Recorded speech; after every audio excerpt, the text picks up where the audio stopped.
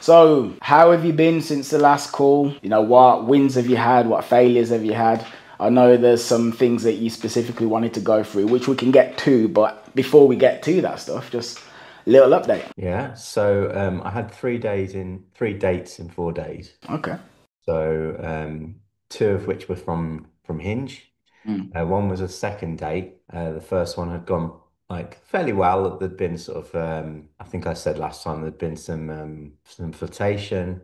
We got a bit spicy, a little kiss, but not a proper full-on kiss. So we had the second date on Friday, first date on Thursday. And then on Sunday, I met a girl at a fake festival thing about 6 weeks ago. We kind of had a good chat, you know, we had a bit of a laugh. And she added me on Facebook a couple of days later. She didn't even know my surname, so she must have gone into the Meetup app, found it out, Facebook stalked me, so to speak, and requested me. And I kind of left a comment on one of her artwork pictures that she'd shown on Facebook, but didn't really kind of step forward with it because I was kind of interested, but not super interested sort of thing. And I had quite a few other dates. But she messaged me last week just asking how I was. So I basically just asked her out and we went out on Sunday. And like the focus from what your advice was to work on escalation. And unfortunately, with all three of the dates, I didn't escalate. Even the second date where I previously like kissed her a little bit, we didn't get physical at all. I've got kind of reasons for why, but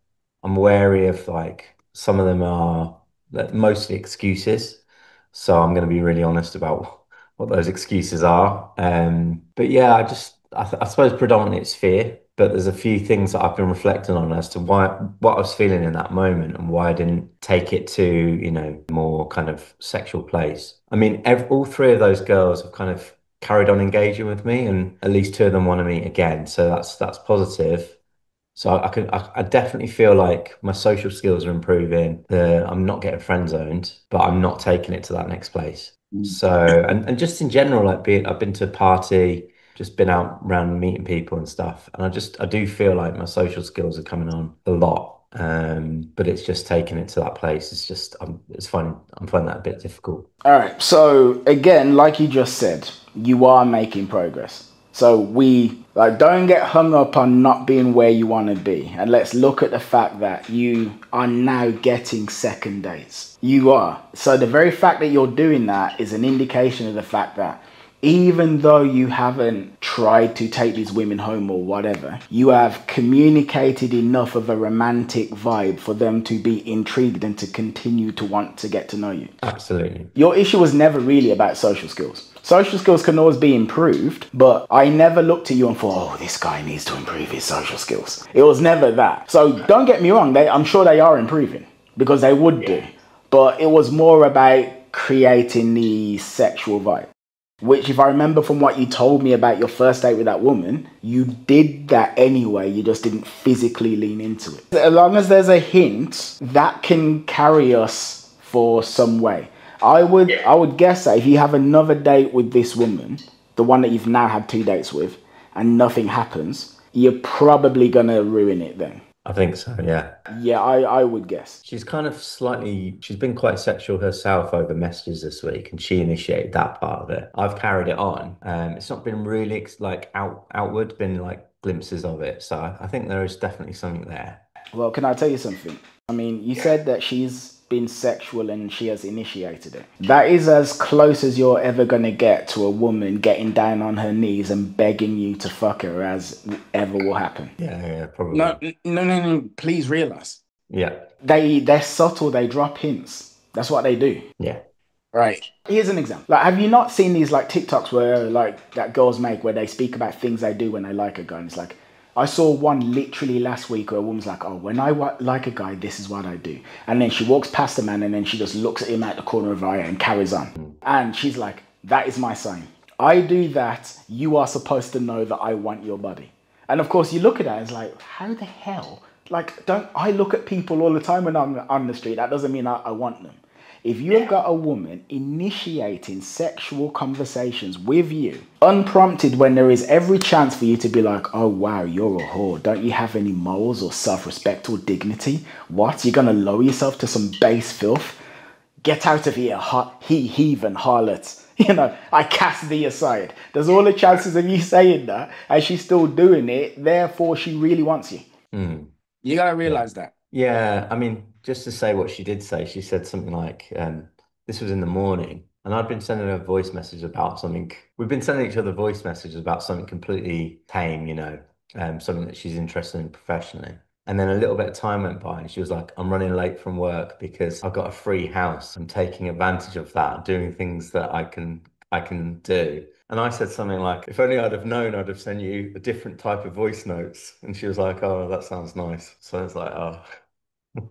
So, you know, she says she's got a free house. Yeah, I've kind of gone into that with her. It's very rare for her to have that. Yeah, but Why do you think she's telling you she's got a free house? Maybe it's to let me know that that does sometimes happen because... Or it's to give you an invitation to invite yourself around. Yeah, I mean, it was when I was going into work, so on a Monday morning.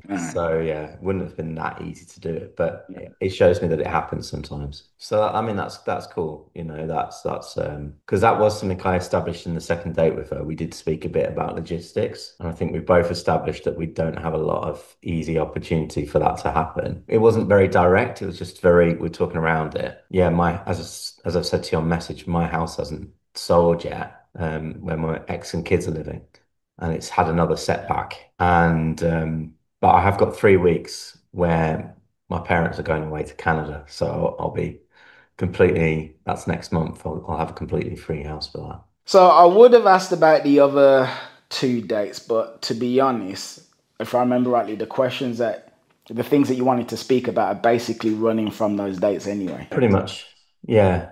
Yeah, so why is it you wanted to ask me? I was conscious of things that were going through my head in terms of why I'm not taking things like on a first date, why I'm not taking, or even a second date, why I'm not taking things to that place. And I think you responded very like appropriately, like just you just got to do it, you know, in terms of the fear, you know, it's not about having it ready completely in your head. You just got to step out of the comfort zone and do it, which I definitely take, like, I hear you on that. And I think I need to just, you know, but there are some beliefs that maybe underpin some of the fear.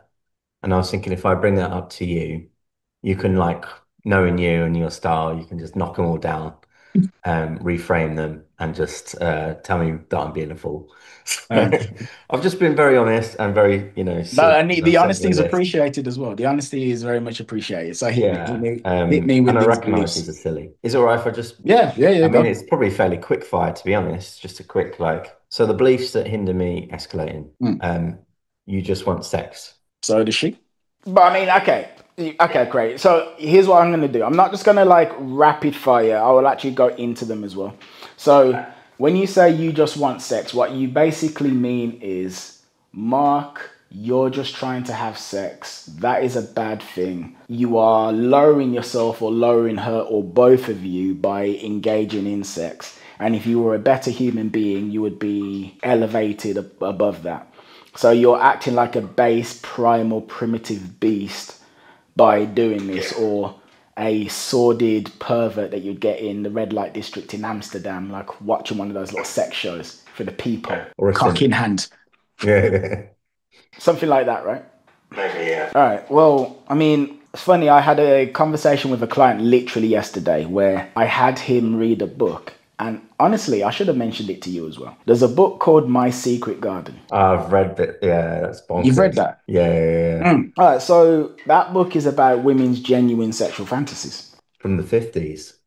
Yeah. And the stuff in it is absolutely wild and crazy. And when I read that book, it like really showed me, it's like, women have got total sexual inner worlds that are nothing like they actually bring up.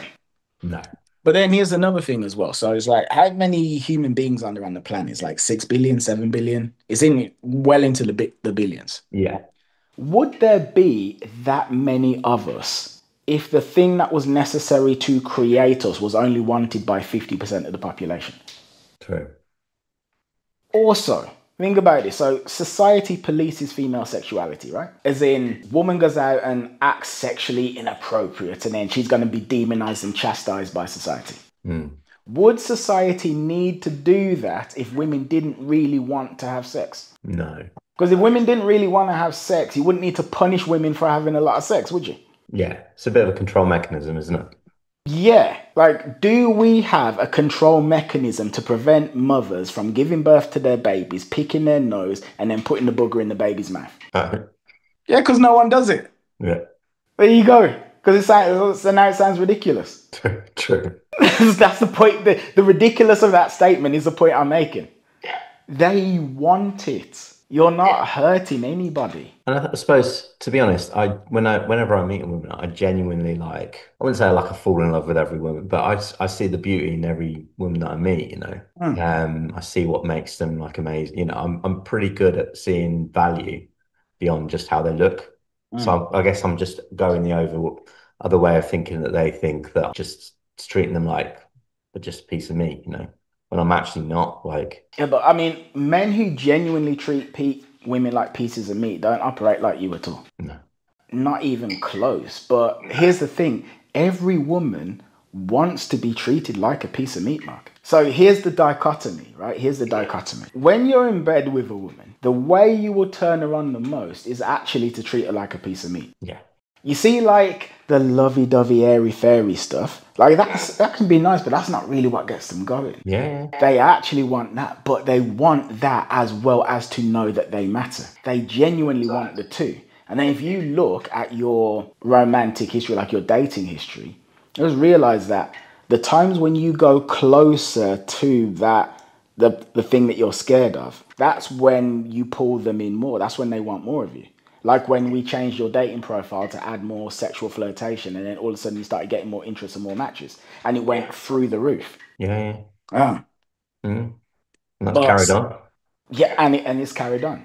They want both. I'm having to tether it now to so I don't burn things out too quickly. Something I don't think you consciously realize is that when you go on dates with women and there is no sexual spark, they leave disappointed. Like they're not happy. I've seen that look. Thank you. They're leaving disappointed, Mark. Yeah. Disappointed. There's a client I've got who I'm not going to name, but he's a similar situation to you, to be honest. Now, he had a date the other day, and then he made a move on a woman after being terrified to do so. And he noticed that, oh my gosh, she's much happier after he made the move. Yeah. After? Why? Because she was thinking, when the hell is he going to make the move? Does he want me? Anyway, so has that helped? Yeah, that has helped, definitely. What about the statement, we've only just met, and the view that women need trust? As in they need trust in order to open up sexually, yeah. But so define open up sexually, because you're communicating with them sexually more or less from the get-go now, it seems. So do you mean to actually have sex? Yeah, maybe. Yeah. I don't know. It just feels easier verbally than it does to physically, I guess. How much communication do you feel like the average woman needs in order to have sex with someone? I guess in my head, it's probably quite a lot. Because I'm coming from that place of previously had no sex before marriage, you know. So, I mean, look, I can consciously tell you that the average... So, okay, in the pickup world, right? So, before, when I was single, 85% of my dates, I would have sex with them on that first date, right? That's elite level dating. Fine. Yeah. Fine. The general societal Western secular average is it's expected that you're going to have sex in 3 days. That the third day is when that's going to take place. Yeah.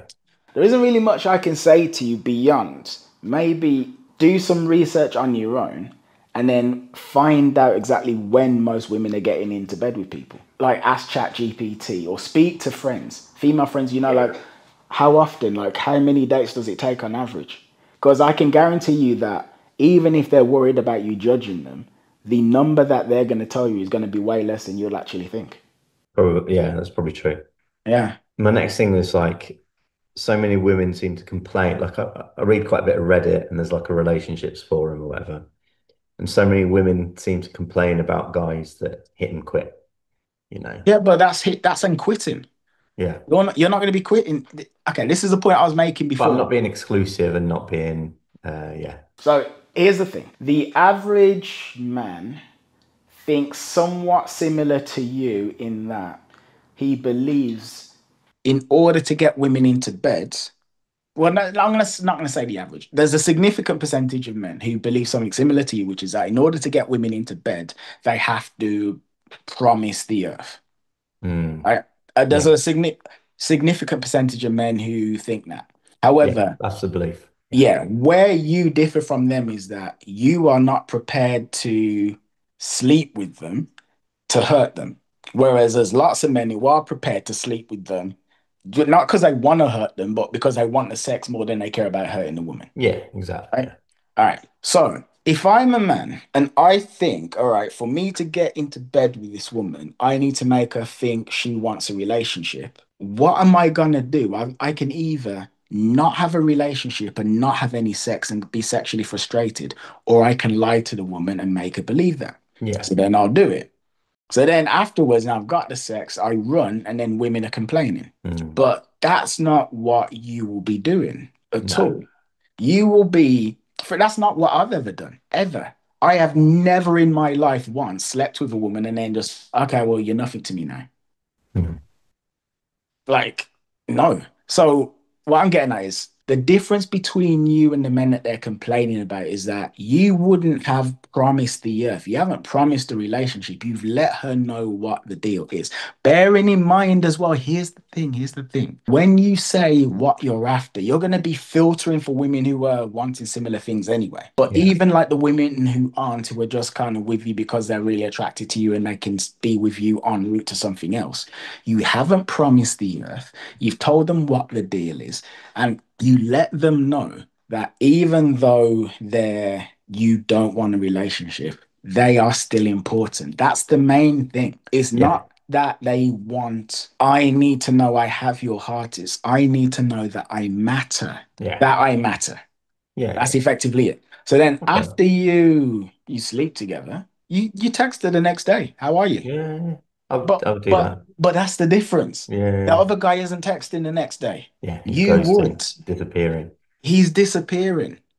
Or, like, let's say you've had sex with her, you lay in bed with her, you don't get up and leave now, okay, I'm done. And then you have breakfast together the next morning Mm. and you're chatting over breakfast. Yeah. Yeah. You see what I mean? Like, let's say it was a Friday night, Yeah. maybe you wake up on Saturday, you go, ah, what you up to today? She goes, oh, I ain't got much. Yeah, you know what? Do you fancy going for a picnic? What? You want? Yeah. Yeah, come on, let's go for a picnic. Me and you. Yeah. Things like this. Mm. Yeah. Yeah. And I suppose until we've had that conversation or whatever, then it's not exclusive. It's not a relationship. It's just, But again, you're assuming that these women want relationships. I think, yeah, this brings me on to You the are, next question. mm, Because a lot of them, like, I tend to attract a lot of the women on the dating profiles that have life partner. They're looking for a life partner. Or connected to that is like women that maybe are early 30s and they don't have kids and they're looking to have kids or whatever. mm. And in my head, it's like, oh, I don't want to waste their time if what they've stated is, with biological clocks and stuff like that. I don't want to be a waste of time. But I think that's really overthinking it, probably, isn't it? I mean, it kind of is because, again, number one, if you're saying what it is that you want, you're going to filter for women who want the same thing or are prepared to accept the same thing. Yeah. Like, that's number one. Number two, what's the longest period of time you've been without sex? 25 years or something. I mean, I okay. was a late I mean, starter. after you lost your virginity. Probably this time now, about 18 months. All right, cool. Has that been pleasant? No, I guess not, no. Mm. No. But I get the feeling that you're operating under the impression that a woman going 18 months without sex is going to be like, yeah, this is nothing. He, la di da, Mm. I'm happy. I don't give a fuck. I don't need sex because I'm a divine virgin, divine feminine archetype. I'm Snow White. Who cares? Do you know why vibrators were created? For pleasure. No, no, they Okay. weren't. Vibrators were a medical instrument to cure women of something called hysteria. So here's the All thing. right. Yeah, here we go. Right. History lesson. So Okay.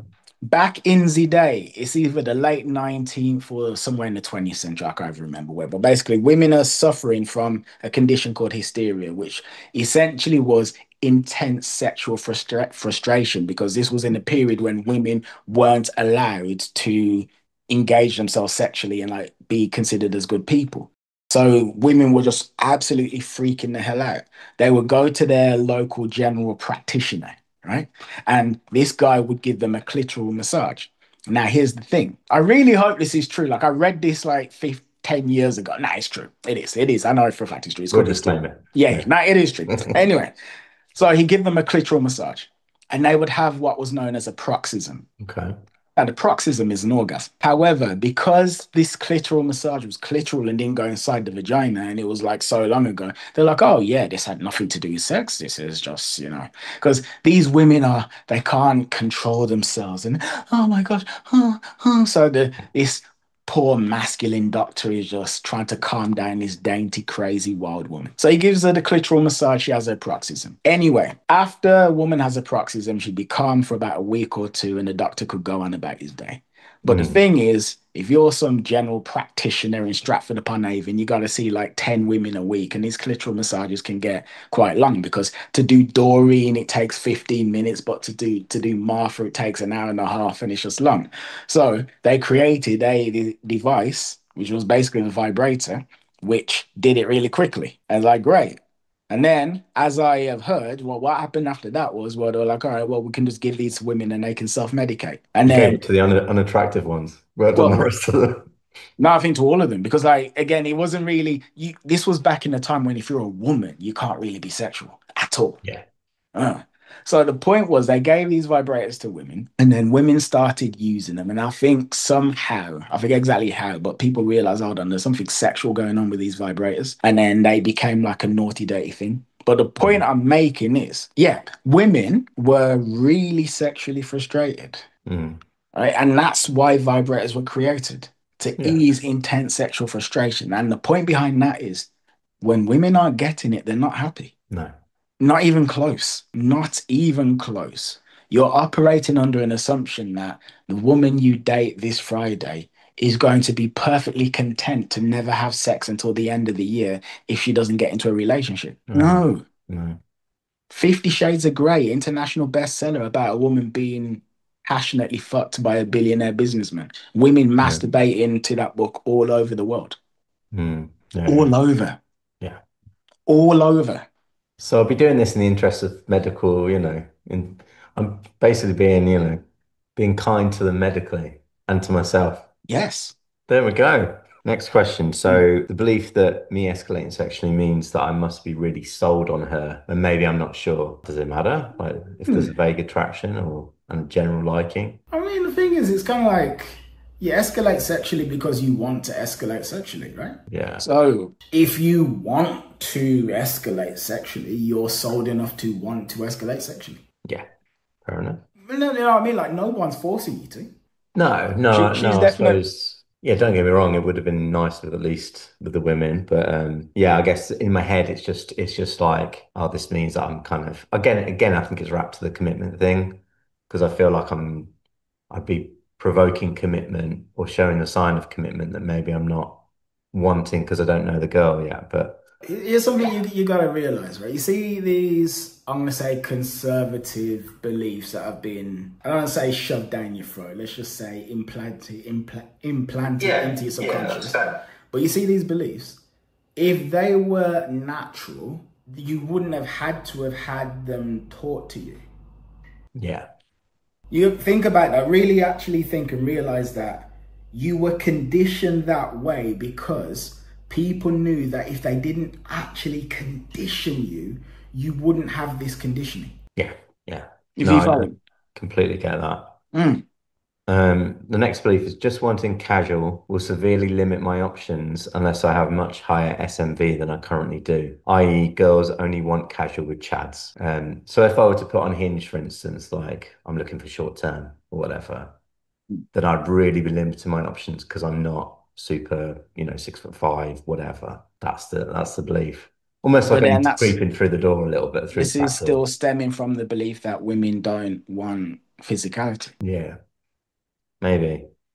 And also some of this red pill stuff about how many options they have and why would they, about they break the rules for the alphas and not for... Yeah, but okay, here's something you need to realize, right? So it doesn't take much to elevate yourself over the general masses of men. Yeah. Because the 80-20 thing, is that true? I think it generally is. Is it 90-10? Is it 70-30? I'm really not 100% sure, but that mindset is true. Most men aren't being coached by me, as arrogantly as that sounds. So the average man has no idea how to be attractive to a woman. Zero. You see the information I've given you to improve your dating profile, that's raising you up the ranks massively. Yeah. It don't take that. Yeah, but what I'm trying to get at is this like threshold to supersede the average man. It's not unattainable for you at all. No. Not even close. No. It's literally like saying the average man, let's say you're in a world where no one exercises and then you do. You're going to be fitter than everyone. Yeah. This is it. Because what most guys do is, most guys go, oh, well, you know, you need this, you need that, and I haven't got this, and I haven't got that. So if I haven't got this and I haven't got that, then I can't have anything, can I? Yeah. But no, and you're in the field, and it's like, you are pushing this top 20% thing. It's not just about, say, having things. It's a cumulative aggregation of everything that goes towards how attractive you are. You being sexual, it adds to that. That's adding like 15 to 20% on its own. Being comfortable in your skin and flirting and leading and stuff like this. Do not worry. And to be honest, most of the women that I like on Hinge I'm matching with, literally, I would say it's at least 50, 60, 70%. So it's probably only just the really kind of real 8s, 9s, 10s that I'm not matching with. So yeah, I'm doing okay. Yeah. I guess because I'm still got a lot of this provide a nice guy stuff. Do I need to go completely the other way for a little bit and just play in that energy? Or I would, yeah. You would focus on that? Yeah, totally. Totally. Because the thing is, it's like, let's say you've got someone who's really quiet, and they're quiet because they're afraid of being loud, right? So they're worried that if they talk like this, they're going to offend people. So they whisper. But there is a point at which you are speaking so loud that you're generally offensive. There is. You can't just walk around shouting and screaming. But for someone who's really quiet, that threshold is actually they think the threshold is way closer to their baseline than it actually is. Yeah. And you're doing that in a sexual sense. Yeah. You can be way more flirtatious, way more cheeky, way more masculine without being over the top, aggressive, creepy, things like this. But the thing is, it's honestly, even if you are, because like, here's the thing, it helps to know where limits and boundaries are. I've made women uncomfortable before, many times, right? But doing that helped me to learn where the boundaries are. And that's not a bad thing at all. No. So if you do something that makes a woman feel uncomfortable, as long as you stop, you're all right. Yeah, which I definitely would, yeah. And one thing I'm already doing is some of the things where I would previously have shared information, logical information, or maybe more sincere parts about who I am. I'm now kind of just responding with a bit of a joke and kind of being playful about it. Yes. And actually realizing that they're not, it's actually bringing up the energy rather than like this is it. It's not a bad thing, It's a great thing. So, look, here's the thing. Let me just drill this into your subconscious further. 99 times out of 100, when a woman's asking you a getting to know you question, she's just doing it because she doesn't know what else to say. True. She's not really saying, I want to know what you do for a living. She's an average Western woman who probably doesn't work on herself, who has a mild degree of social anxiety like people do. And she's not the most confident being on planet Earth. And she's meeting someone, she's slightly nervous, she doesn't know what to say. She falls back on default social programming. So she goes, oh, what do you do for a living? Yeah. If she could think of something better to say, she'd say it. But she can't. Exactly that. And they think they're showing, I suppose that's them trying to show interest as well, so. But yeah, no, I'm doing a lot better on that front, making it a lot more fun, a lot more playful, a lot more silly. And then I can be sincere. And I guess the sincerity has more impact, because it comes in moments that are sort of disarming. So it has more emotional impact. I'm recognizing that. Oh yeah, soul ties. Does soul ties, do you think they exist? So you mean like when you I mean, like you imprint soulmates. out, if you have sex, you imprint on someone in terms of souls. I mean, here's the thing. I think anything's possible, right? So I don't think it's impossible that that's the case. But here's what I suspect. Number one, I have to admit my bias, which is I don't want it to be true because I want to live in a world where anyone can freely have sex with anyone else. So I'm just admitting my bias. But because I have that bias, it doesn't mean that I'm right and it doesn't mean that I'm wrong. It just means I have the bias. Now I've got the bias. I'm going to try and think through the bias, which is this. That could very well be true. I haven't seen anything to say that it is. I haven't seen anything to say that it isn't. What I have noticed though, and this might be my bias that wants me to believe this, but I've noticed that people who say that tend to be spiritual leaning people who aren't religious, who are looking for an excuse to hang on to religious conditioning. Yeah. Meaning that like religious conditioning is one man, one woman, have sex with this one person your whole life because God will hate you if you don't, right? At least that's how I interpret it. That's what most people think anyway. But then if I'm some new age spiritual person and I eschew religious conditioning, but I'm not really too comfortable with the idea of freely having sex with people, well, the idea that a piece of me is going to be imprinted on the person I have sex with, well, that's a nice thing that I can hold on to tell myself that actually I should be deeply monogamous or something like this.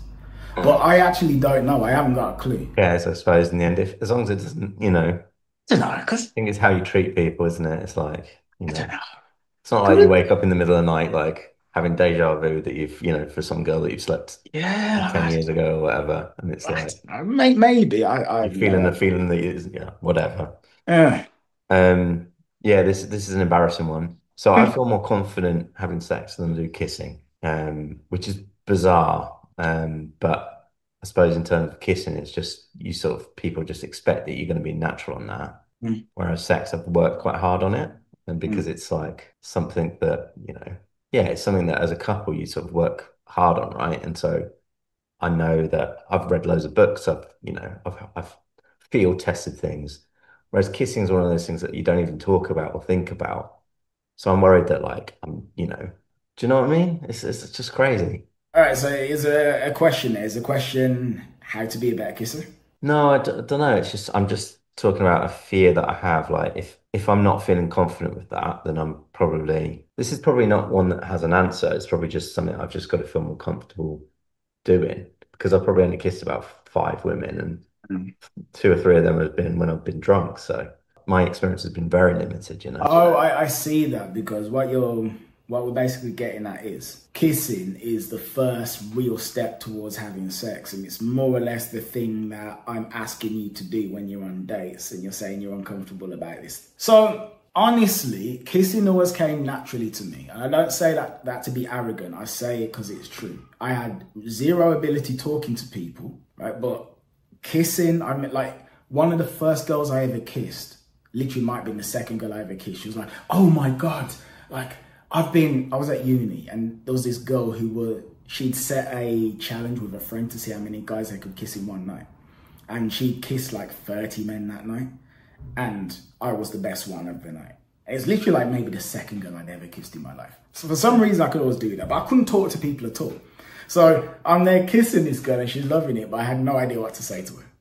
Right? And of course I didn't sleep with her. And I totally, if I knew what the hell I was doing, but anyway, we're rambling. Point is, what I have noticed from women who are speaking about men being bad kissers is that these men, like their mouths turn into hoovers and they're like trying to suck and suck and suck. I have found, so like my style is gliding, sensually gliding, like, God, this is weird saying this to a man now, but like, oh God, and that's not weird stuff in this dating space. It's kind of like I want to act it out. Should I just act it out? Oh, fucking get a clue. We'll have to do a separate video for that. yeah, this should be, I don't know, Patreon or something. But like light sensual touch, right? Yeah. Light sensual gliding and light sensual touch, gliding smooth exploration. Yeah. And feel free to mix it up as well, like nibble a lip here, upper lip, lower lip. Sometimes there's tongue, sometimes there isn't. But fundamentally, have fun with it. It's something to realize is It is infinitely better to do a bad thing confidently than to do a good thing without confidence. That's a really good point. Yeah. Mm. On that note, like PDA, when I kissed the girl that I had the second date with, well, we hugged first. We had a long hug because there was a joke about, after 30 seconds it releases oxytocin and all that sort of stuff. I said, well, we've got to do it then. And then I gave her, we had a little, very short kiss. But I noticed that she was uncomfortable, like she was like looking over at other people, and she felt a bit like that PDA, public display of affection pressure. And most first dates, I'm probably not, I don't live in my own place, so I can't invite them over or whatever at the moment. Most first dates are public, right? And sometimes it's hard to find places that don't have other people sitting there. So the question is, how do you kind of deal with the whole fear of public affection that the woman might have? Because I'm not bothered particularly. So here's the thing is, as you've been saying this to me, I've realized that I don't think this has ever been an issue for me. I don't think it ever has been. Like, I want to give you something based off experience, but I can't. One thing I will say is, if your confidence outweighs hers, you're most likely good. So you got to remember is that when you're dating a woman, what she wants is for you to envelop her with your presence and to bring her into your world, okay? Your view of reality is stronger than hers. So if you are initiating a kiss in public and she doesn't tell you, hey, I don't want to do this or something like this, and she's just nervous about being in public, I don't think that's the worst thing in the world. No. If you're confident, because you are confident, she's seen people kissing in public all the time. Yeah. She's seen it. She's seen it in movies. She's seen people on dates doing it. She's probably thought about doing it herself. If you're doing that confidently, then she's likely to assume more of a submissive role and want to be in your world. I did, naturally, I did react that way. She said, oh, there's people over there or something. And I was like, yeah, who cares? That's great. No, Yeah, that's that was what fantastic. naturally happened. So that was good. Yeah. We want more of that. Yeah. Yeah. 100%. So I'm obviously aware that like time's coming up to an end or whatever, but so I'll try and condense this. Yeah, I think we've talked about this before, but like if I haven't had any signs or if I've tested the water through like light touch and it hasn't happened, like they haven't seemingly given me anything to reciprocate, it's very easy for me then not to try again. Yeah, and just feel like, oh well, that's not going to happen. Like on Sunday I was sat down and the girl sat quite far away from me on the settee, and you think like you could sit a little bit closer, and the fact that you sat so far away from me, it's not much much encouragement. About that woman sitting far away from you, it's entirely possible and not even unlikely that she actively wanted you to close the gap and try to get close to her. I'm not telling you that she did that. I'm saying that wouldn't surprise me in the least. Now, about, say, women rejecting you, what do you do about that? Or women not giving you signs, or you try and kiss her, she doesn't want it, blah, blah, blah. You got to realize that when men and women make decisions, we kind of do it differently. So here's what I mean. Men make statements or decisions like a jury who've deliberated in a trial, which is, Your Honor, the jury find the defendant, Sean Puffy Combs, P. Diddy, guilty. And that's the decision. We have made the firm decision. And because men think like that, we assume that women are like that as well. So if a woman says to you, how are you? And you say, I'm all right. You might be lying to her, or you might be telling the truth. But irrespective of whether or not you're lying or telling the truth, you are telling her exactly what you want her to believe. Yeah. Right? And like, that's it for the end. I'm good. Whereas with women, it's like, this is how I feel right now. Right now. Literally right now. Right now can change in 5 minutes. It can change in 10. It can change in an hour. It's right now. It's not a firm declaration of what will only ever be. It's right now. Like, example, I think I might have given you this story before, but I was in Thailand, 2020, COVID. This was in the magical period when COVID was this mysterious Asian illness that hadn't quite moved over to the West. And people said, don't go to Thailand, you'll get COVID.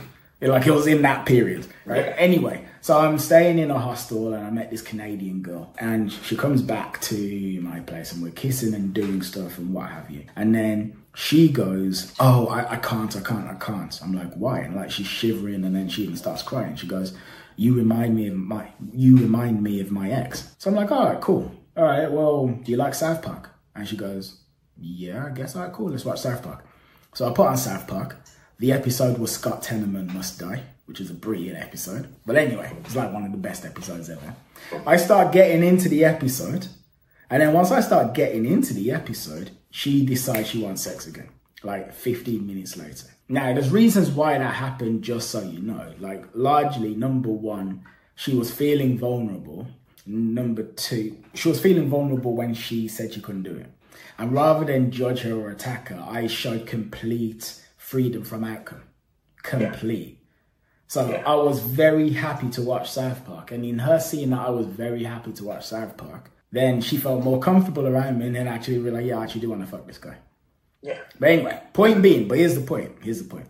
Many men, or most men, would have assumed that sex would never, ever, ever happen after that point. Right? And but it did. Because when women are telling you how they feel, like, believe them, don't get me wrong, but be aware that it's how they feel right now. It's not a firm declaration of how they're going to feel until the end of time. So there've been, to give you like less dramatic examples, there've been loads of times when I've been on dates and I've tried to kiss a woman and she's like, and she pulled away, and then it's like, all right, cool, man. I'll try again 45 minutes later and now we're kissing. It's that change their mood, not their mind thing, isn't it? Yeah. I noticed, like, being a dad as well with small children, they're very, I know that sounds maybe a bit offensive. Yeah, those ideas are popped into my head then. It's like, but it's but kind I of get what you're true. saying. It's like, you know, with my kids or whatever, if they're if they don't want to do something, it's kind of then, they're obviously in a bad mood or whatever. It's taking them into a different mood and then they want to do it. It's like they can change like on a dime based on how they're feeling. So yeah, I'm quite used to dealing with that. And then I guess the final one is if I show intent quickly, I'm becoming like a beggar or giving too much of my power away or whatever, which is possibly silly, but that's just a possible thought of it that comes up. What do you mean by showing intent?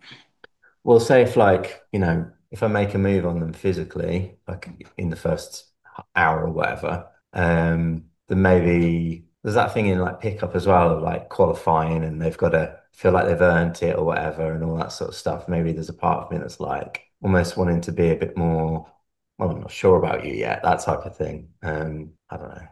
I mean, all of that stuff is well and good and valid, but it's like, I guess what I'm trying to get at is, at what point do you think it's okay to touch her and to make a move? No, some people do it straight away, you know, and like been on nights out or whatever where people are kissing straight after meeting each other. So, you know, it's one of those things that I think it's me just seeing it as too big of a deal. Well, because here's the thing. I mean, if you're saying that you've been on nights out and you've seen people kissing each other immediately, then I should let you know that isn't the biggest deal in the world. And it's so disposable with a lot of people as well. Like, they'll kiss and then they'll just go and kiss someone else. And it's not a big thing. Like, whereas in my head, I think it is a big thing, but some of that's just going through and doing it and just seeing that it's not a big deal. What is so horrific about giving someone pleasure?